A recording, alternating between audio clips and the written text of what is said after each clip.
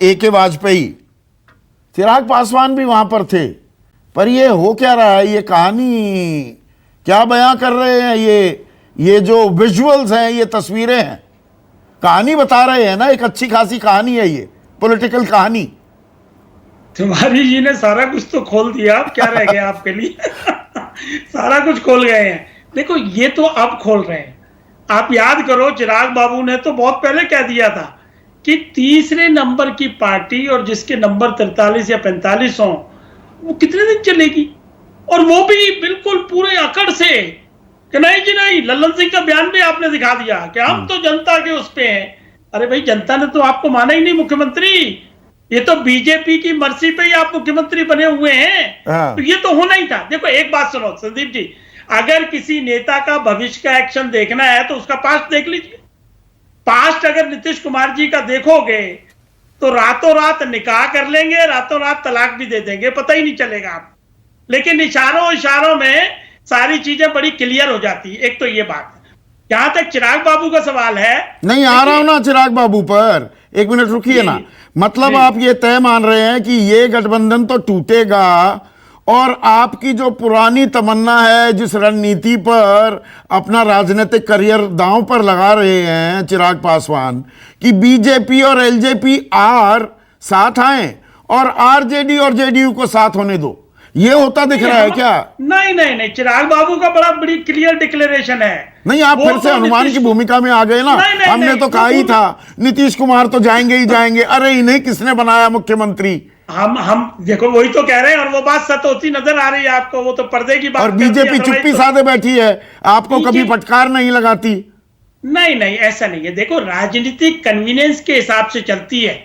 अगर हम 2014 में सबसे पहले स्वर्गीय पासवान जी मोदी जी की सपोर्ट में आए थे तो कुछ सोच समझ के आए थे, और उसके बाद बाकायदा हमारी पार्टी के पार्ट पर कहीं कोई डिफॉल्ट नहीं है।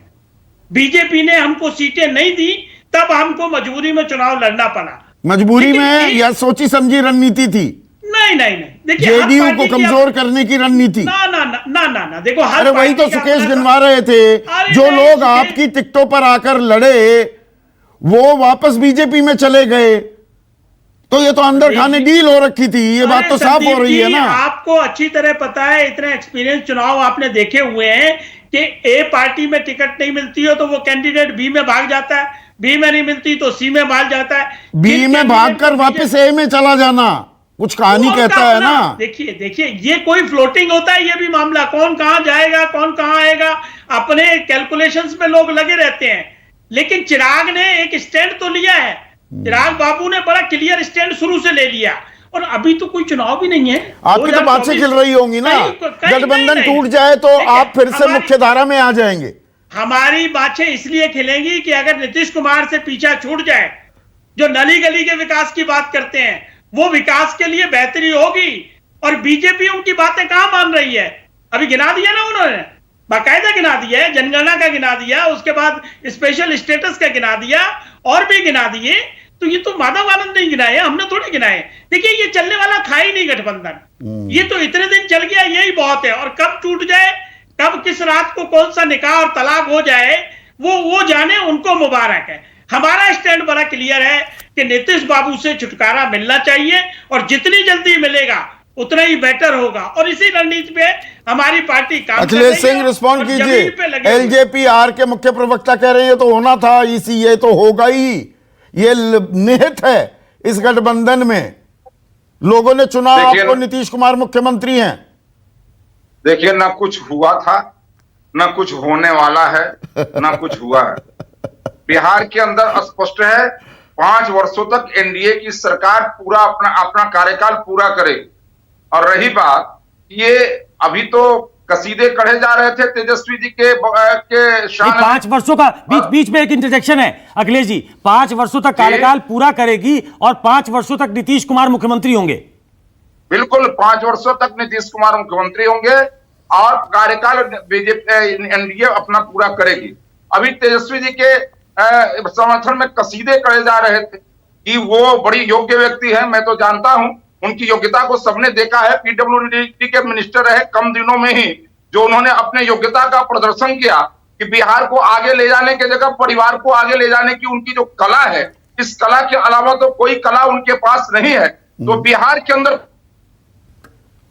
जनता कभी भी नीतीश कुमार के इस ये पर भरोसा नहीं कर सकती है, और इसलिए इतना बात निश्चिंत रहिए कि आने वाले समय में बिहार के अंदर अगर कोई सरकार रहेगी तो एनडीए की ही सरकार रहेगी, और नीतीश कुमार ही मुख्यमंत्री रहेंगे। से बिहार के आम जनता के साथ जो व्यवहार किया है कुछ नहीं हो सकता है। नीतीश कुमार ही मुख्यमंत्री रहेंगे।